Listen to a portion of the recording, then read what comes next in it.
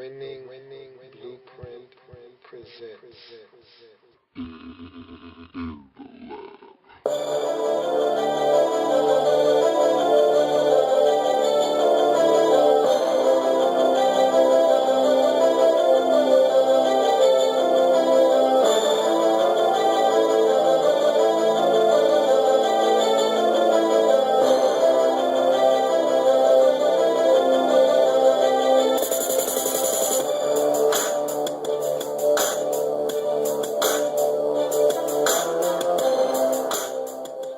In the Lab room.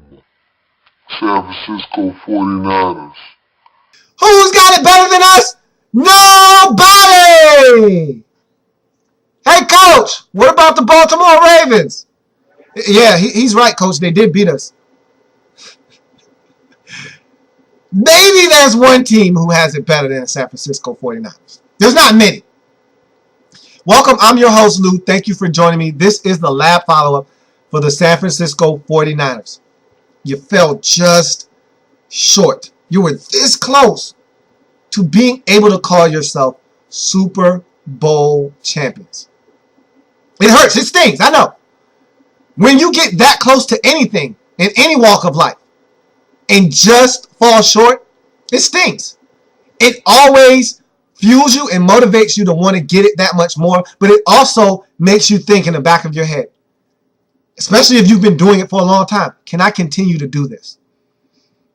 The good thing for the 49ers is they don't have to worry about that. Their team is young, they're hungry, and they feel like we're going to do this. We'll be back. We'll win. And that's why you have to feel the most optimism for this team of any team in the National Football League, because they're young, they're hungry, and they're talented. And they're going to get better. That's the scary part about the San Francisco 49ers. The only thing that I worry about is what I like to call the Dan Marino syndrome. And I don't think it applies to the San Francisco 49ers. It may, but I doubt it. But the Dan Marino syndrome is you get to the Super Bowl early on in your career, as in the case of Colin Kaepernick. You get there and you take it for granted because you got there so quickly. You feel like, we'll be back. We're a good football team. I'm at quarterback. This is a good football team. We got a great head coach. We got a lot of young, talented players. We're going to be back. You don't take into account and into consideration what the rest of the teams around the league are doing. You just worry about yourself, and you feel like if we get our guys back, our nucleus back, and we continue to get better, we'll be back. But around the league, other teams are getting better as well. And so everyone catches up to you, and you don't win like you used to, and all of a sudden 7 years go by, then 12, and you realize, man, I never made it back to the Super Bowl. And you took it for granted the first time you were there because you expected to be back many times. And I'm hoping that's not the case with this San Francisco 49ers team. I don't think it will be, but you just never know with a young football team. That's what happened to Dan Marino and those young Miami Dolphins. They never made it back. Marino made it in his second season, never made it back. This San Francisco 49ers team, however, is so talented. They've got talent oozing out of so many nooks and crannies of this franchise. It's not even funny. It's ridiculous, actually.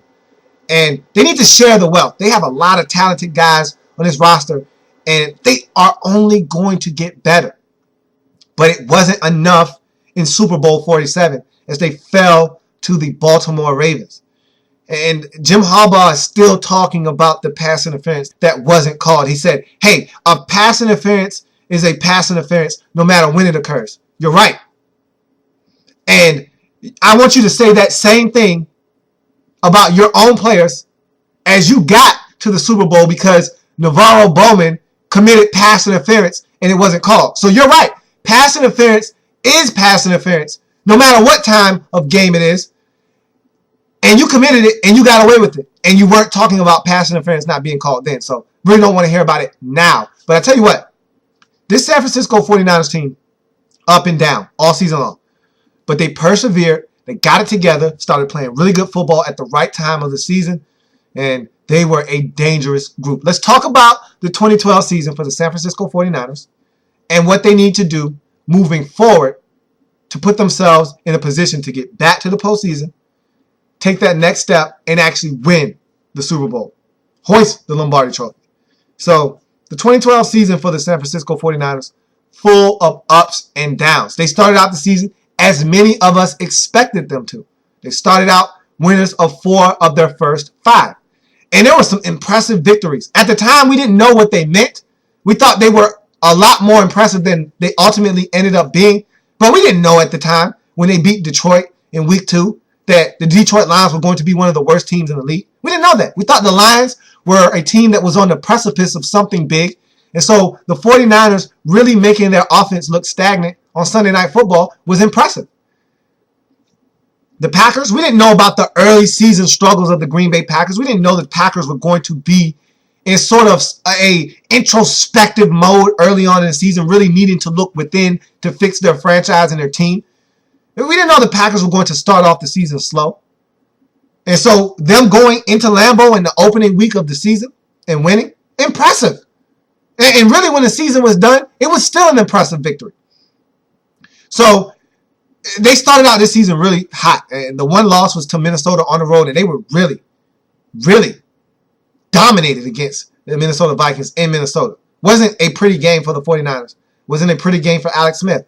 But those games happened to everyone. And so, yeah, they started out 4 out of 5. So they start the season 4-1. And then from that point on, every single time, they won 2 games, lost a game. Won 2 games, lost a game. Won 2 games, tie. Win 2 games, lose a game. Finally winning that final game of the season and getting into the postseason. So they were up and down all season long. But something changed in week 11. Alex Smith goes down with a concussion in week 10 in a tie against the St. Louis Rams. Colin Kaepernick comes in, plays well. Alex Smith doesn't pass all of his baseline tests, so he's not cleared to play the following week against Chicago on Monday Night Football. And I think this one really showed everyone around the league that, man, the 49ers have something here. And I had talked about it earlier in the season when I watched them play against the Jets. And they were showcasing Colin Kaepernick. Every game, he would get in for a series or 2. They get in the red zone and they'd run him in there and he'd score a touchdown. And I said, they're not doing this for their health. The 49ers are setting something up. And I thought that the controversy and competition would happen in the offseason, not during the regular season. So I was wrong from that aspect. I thought that they were setting up something for the future. I didn't know that the future was in week 11. Well, Colin Kaepernick stepped in against the vaunted Chicago Bears defense, systematically took them apart. I mean, they absolutely dominated the Chicago Bears. Now look, granted, the Chicago Bears did not have Jay Cutler in this game. Did not matter. The defense was the problem in this game. Colin Kaepernick looked like an all-world quarterback. He looked like a high school senior that's just better than everyone else. I mean, he was running around, he was making throws, he was doing whatever he wanted to do. And he did that again later on in the season. We'll talk about that game in a little bit. But he was dominant against the Chicago Bears. So dominant that this offense for the 49ers looked different. They didn't look like the team that we've seen over the last 2-3 seasons under Alex Smith. They looked like an explosive offense, one that could score 40 points at any time, one that could beat anybody. And so Jim Harbaugh didn't fail to take notice. He saw what happened and realized, man, this team could be special. We can be good with Alex Smith. We could be great with Colin Kaepernick. And so he decided. It was a tough decision. But Colin Kaepernick, he was going to be the man to lead this team moving forward. So after that, the trend continued. 49ers won 2 games, lost a game, won 2 games, lost a game. They finished up the season at 11-4-1. Good enough to be the number 2 seed in the NFC and get a first-round bye. They come off of that bye, hosting the Green Bay Packers in the divisional round of the postseason. And what a performance. Remember I said that he did it later on in the season? Well, this was that performance where he looked like a high school senior that was head and shoulders above the rest of that conference or that league that he was playing in. He was a man amongst boys, at least it seemed like on the field against the Packers. I mean, they could not stop Colin Kaepernick. Over 400 yards of total offense by himself. Over 200 60 yards passing, over 180 yards rushing on the ground, touchdowns galore. The 49ers racked up over 40 points en route to a easy victory against the Green Bay Packers. And so they were ready for a showdown against the Atlanta Falcons in the NFC Championship game. And you got 1 against 2. I mean, that's the way it's supposed to be theoretically in the National Football League. The 2 best teams are supposed to duke it out for the right to go to the Super Bowl. And that's exactly what this was, a heavyweight championship fight. But it didn't seem like that at the beginning as the Atlanta Falcons jumped out to an early lead on the San Francisco 49ers before having them settle down. And they just needed to settle down. I thought early on they came out, they tried to pass the football and just be un-49ers like. This is a run-oriented and run-dominated football team. Their run sets up their pass. And when they don't run the football effectively, they don't win football games. It's really simple. Your bread and butter is running the football. And I thought early on in this game, they came out, they tried to be aggressive, they tried to pass, and it backfired. They had to punt on their first 2 possessions. Falcons took the football right down the field, scored touchdowns. This team was in disarray. And the one thing that settled them down, when all seemed lost, and this game was slipping away from them, crowd was raucous, Falcons had all the momentum, what did the 49ers do? They didn't panic. They didn't try to throw the football more. They didn't force the issue. They went back to what works, what got them to the NFC Championship game, the running game. And that possession, when they were down by 2 touchdowns, really settled them in, and they drove all the way down the field and got a touchdown, and it was predicated off of the run. And they ended up settling down in this game. The Falcons tried to run away from them. They reeled them in, took the lead, and ended up winning this football game against the Atlanta Falcons 28-24. And so the San Francisco 49ers team really persevered in this football game after being down by 17 points at one point and 14. It really settled in and did the things that they needed to do. And Colin Kaepernick was a big part of the reason why this team was going to the Super Bowl. And they got to the Super Bowl, and early on in this game, they struggled just like they did against the Falcons because they were over-aggressive. The first play of the game was a pass to Vernon Davis, beautiful connection for about 25 yards. You get a procedure penalty, illegal formation, legal shift, bring the play back. All of a sudden now, instead of 1st and 10 after a 25-yard gain at around midfield, now it's 1st and 15 from your own 15, and that drive goes nowhere. You punt. Ravens take the football down the field, score a touchdown, and all of a sudden now you're back in that hole again. But the 49ers, again, they were being blown out of this game. This game looked like it was going to be over at halftime. Jacoby Jones comes out in the second half, runs a kickoff back for a touchdown, and this game seems over. Lights out. No, not in the game. Literally, the lights went out. And for the 49ers, it was a blessing in disguise. The lights going out and play having to be stopped and suspended was what the 49ers needed. It was what the doctor ordered for this 49ers team. Allowed them to regain composure, have a time to discuss what they want to do. They came back after that delay, and they were a different team. And this was a different football game. They ended up having a huge third quarter where they scored 17 points, got within a 2-point conversion of tying this football game at 31-29, ultimately failing on that 2-point attempt and allowing the Ravens to go down, get a field goal, extend this game out to a 5-point lead, leaving the 49ers to have to score a touchdown to win. They were not able to do so, getting all the way down the field and having their drive stall out at around the 4-yard line.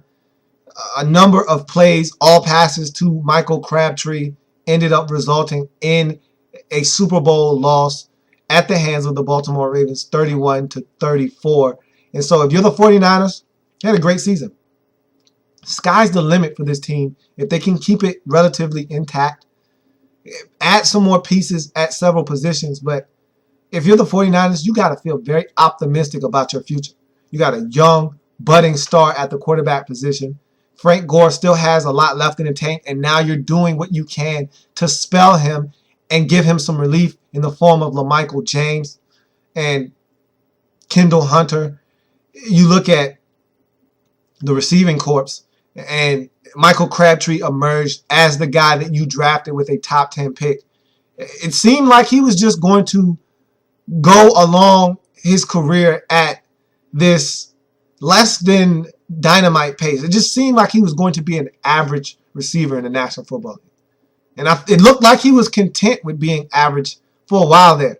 And maybe it was just Alex Smith. But at the end of the day, when it was all said and done, and Colin Kaepernick was put in place as the starting quarterback of this team, Michael Crabtree emerged. His emergence started with Colin Kaepernick, and it extended all the way out into the Super Bowl. And I think that he'll be a different player moving forward because he has a continuity and a cohesion that exists with him and Colin Kaepernick that didn't exist with Alex Smith. And let's face it, Colin Kaepernick is a better pure passer of the football than Alex Smith ever was and ever will be. And so I think Crabtree has really benefited from Colin Kaepernick being announced as the starter of the San Francisco 49ers.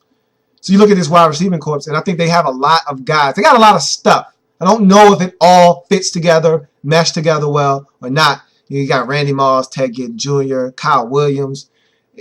They even drafted the receiver out of Illinois. But look, they have a lot of pieces. I don't know if they all fit together or not. Doesn't matter. They have talent at receiver. They'll figure it out. You look at tight end, they have amongst the best tight end group in the National Football League. So I don't even need to talk to you about Vernon Davis and Delaney Walker. This offense is set. This offensive line among the best in the National Football League. You rarely lay a hand on Colin Kaepernick. Frank Gore gets huge running lanes to run through. This team is stout offensively. Defensively, same thing.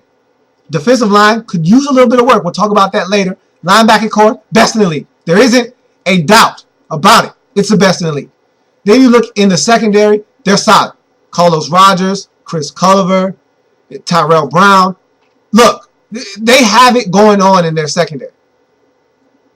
You look at their safeties, Deshaun Golson and Dante Whitner. They're set in the secondary. So this team is really stout. Period. Talented. I talked about it at the top of this very segment. They're talented. And so they can get back to this spot. They can get back to the Super Bowl. They just need to stay focused on the task at hand, and they need to continue to play at a very high level. So looking at this 49ers team moving forward, you're set at quarterback. Colin Kaepernick takes over in Week 11 versus the Chicago Bears, starts the final remaining 7 games of the regular season and the 2 in the postseason. In those 7 games in the regular season, 10 touchdowns, 3 interceptions, over 1,800 passing yards, which equates to a 98.3 passer rating. We're talking about over 400 yards rushing, 5 rush touchdowns. He has a total package. You stretch those numbers out over the course of a whole season, and you're probably looking at about 21 touchdowns versus 7 interceptions for well over 3,000 yards. We're talking about probably 3,600 yards, maybe 7 to 10 rush touchdowns, and probably another 300 yards in rush offense. This guy is dynamic. And if he can play at the level that he played at the end of 2012, the 49ers are going to be a dangerous team. You look at this offense, and yeah, under Alex Smith, it wasn't as dynamic. It wasn't as explosive. You didn't know what you were getting from week to week. You knew Alex Smith wasn't going to turn the football over. You knew that. You knew Alex Smith was going to be as efficient as humanly possible. You did know that. But you knew that Alex Smith also was going to nickel and dime you and dink and dunk you to death, too. You knew there were going to be a lot of stops, a lot of hitches, a lot of slants, a lot of outs, a lot of comebacks, a lot of in-breaking routes that were close to the line of scrimmage that gave Alex Smith a chance to not turn it over and not have to work too hard. That also allowed the other team to stay in a football game no matter how well you were playing. Because if this defense wasn't forcing turnovers and scoring points, this San Francisco 49ers offense wasn't going to light up the scoreboard under Alex Smith. And Jim Harbaugh realized that. That's why he made the move. And so one of your biggest offseason questions, what do you do with Alex Smith? Now, if I'm the 49ers, you need two in this league, and Colin Kaepernick is a scrambling quarterback. And as we all know, scrambling quarterbacks tend to get injured in the National Football League. Now, I will say this about Colin Kaepernick. He's not built like a Robert Griffin III. He's not built like a Michael Vick, one of those guys that can get broken up because they're running around and taking shots. He's a big boy. He's a big guy. We're talking about 6'4", 6'5", 225, 235 pounds. He's solidly put together. B, Colin Kaepernick used to play baseball, so he knows how to slide. That's a lost art in the National Football League for scrambling quarterbacks. Guys just don't know how to slide. Robert Griffin III does not know how to slide. Michael Vick does not know how to slide. You can hurt yourself if you try to slide and do it incorrectly. And so he knows how to get out. Colin Kaepernick knows when to run out of bounds. He knows how to get down and slide. He can do a slide. He can do a pop-up slide. He's fine. So that's going to eliminate injuries as well. And so it doesn't hurt that he's built like Cam Newton, more closer to Cam Newton than Robert Griffin III. And it also helps that he has a baseball background, so he knows how to slide. So I think he'll be able to stay relatively healthy, but you just never know what happens in the National Football League. So you need two quarterbacks. And if you're the 49ers, you want to hold on to Alex Smith. But also, you're listening, because there are desperate teams out there that need quarterbacks. With Michael Vick signing back with the Philadelphia Eagles this week, now all of a sudden, Alex Smith is one of the hottest commodities out on the free agent market in terms of quarterback position. And not having to draft someone and having a guy in the league with experience that you've seen get it done before. So all of a sudden now, if you're the 49ers, your ears are wide open. You're listening. Now, not necessarily pulling the trigger on anything, but if a very lucrative deal, something that you can't turn down comes your way, comes down the pipeline, then you got to take it. And so there's many options, many different routes this Alex Smith thing could go. If I'm the 49ers, first things first, I want to hold on to him because he means more to me right now as an asset, whether it be trade bait or as a backup quarterback. He means more to me than anyone else in the league right now. So his value to me is greater than it is to any other team. And so I can't just give him away. You've got to give me some kind of compensation that I feel like is going to help me replace him and do some other things for my franchise if you want his services. But if you're the 49ers, you don't give him away. You keep him as your backup quarterback. One is never enough in the National Football League. So that's a huge question looming over this franchise in the offseason. What do you do with Alex Smith? Another question, can this offense continue to grow? Because we saw them take leaps and bounds at the end of the season when Colin Kaepernick took over. And into the playoffs, they were scoring points. They were dominant. They were explosive on offense. Can they be that way for a full 16-game slate? Can they do that knowing that teams now know what they want to do, now have game film on them, now can make adjustments? We'll see. Also, another question, can this defense be consistent? I need more consistency from this defense. In the postseason, this defense was shredded. The Falcons did what they wanted to do early in that football game. Now, they made adjustments, and they shut the Falcons down. But again, the Falcons made mistakes that aided the 49ers in their comeback. If Matt Ryan doesn't fumble that ball, those are points that turnover took off the board. They were already in field goal range when Matt Ryan fumbled. And this wasn't a forced error. This was an unforced turnover on the part of Matt Ryan and the Atlanta Falcons. Also, the pick that they got, they were driving. The Falcons were driving. Roddy White slips coming out of his break. Matt Ryan throws it to where he's supposed to be. He's not there. It's picked up. Again, an unforced error by the Atlanta Falcons leading to a turnover for the 49ers. So this defense didn't do all of that on their own. They got some breaks from the Falcons. And so this defense can be had. When they play inferior opponents, they take it to them. They bust them up, beat them down, hold them to less than 17 points and win the football game. When they play teams that are offensively talented and can get it done and put points on the board, this defense oftentimes struggles. They struggled against Green Bay in the divisional round of the postseason. It's just that the offense was so red hot that it didn't matter what Green Bay was able to do on offense. The 49ers offense was unstoppable in that game. I mean, Aaron Rodgers had a magnificent game. It just wasn't enough when the other team scores 45 and you can't stop their quarterback from doing whatever they want to do. And so If you're the 49ers, I need to see more consistency out of this defense. And a lot of that stems from you getting more pressure on the quarterback. Aldon Smith gave you 19 and a half sacks. His numbers tailed off at the end of the season. He didn't get a sack in the final 5 games of the season. So essentially, without Aldon Smith, you really didn't get pressure on the quarterback. Now, Ahmad Brooks had 6.5. After that, it was all scattered around. You had about 34 or 35 sacks on the season as a team. And so you need more production. And again, this is what I talked about with the defensive line. Justin Smith getting up there in age. You need more pressure. You got McDonald, you got Smith, and those guys up there. But you need more youth, athleticism, and guys that can get to the quarterback and cause havoc along that defensive line. Of course, you don't just get J.J. Watts off the streets. You don't find J.J. Watts in the draft every single season. But if you're the 49ers, you're looking for that next big thing out of this draft. Because I don't think you can get a defensive lineman that is a game changer out of free agency. Those don't walk away from teams that often. So if you are the 49ers, you comb through free agency, see what you can find. But most likely you're going to have to do your damage in the draft. And to me, your only pressing issue is defensive line. Because you look at the linebackers, they're set. Secondary, set. Quarterback, if Alex Smith is around, you're set. If Alex Smith is traded, you need to draft another quarterback. You need to draft another quarterback to get behind Colin Kaepernick and get him up to speed just in case Kaepernick goes down. You may need to address that with a veteran. I don't know what route you would want to go there, but either way, if Alex Smith isn't in the fold, you'll need another quarterback. But you look at quarterback, that's set. Running back, again, set. Receiver, again, set. Tight end, set. Offensive line, set. You can always have more depth along your offensive line. So if you want to draft a few more of those, by all means, knock yourself out. But if you're the San Francisco 49ers, you are a well put together team right now. And if you can just execute on the field, week in, week out, stay focused and do the things that you need to do to be a winner, you can find yourself back here again next season. And maybe the outcome will be a lot different if you are a San Francisco 49ers fan.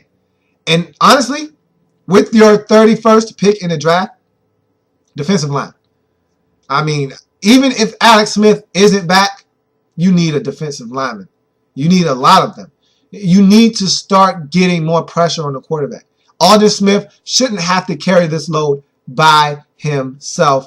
You need to have guys collapse in his pocket and giving him opportunities to get one-on-one matchups. I mean, if there's no one else on this line that I have to worry about, I'll just make sure I devote all my attention to stopping Aldon Smith from getting to my quarterback and wreaking havoc. And I'll allow everyone else to have one-on-one matchups. And if you can't win them, then the defense will not thrive the way it can and should in San Francisco. And that's it for the San Francisco 49ers here on the Lab Follow-Up. I thank you for joining me today, talking 49ers football. One team remaining, and we all know who that is. The Baltimore Ravens will be the last team to select in the 2013 NFL Draft. And so we'll be talking Baltimore Ravens football tomorrow. I want you to come back, join me here on the program on Friday as we wrap this whole segment up with the Baltimore Ravens. I thank you for joining me today. I want to see you back here tomorrow when we wrap this thing up with the Ravens. Have a good one. San Francisco 49ers.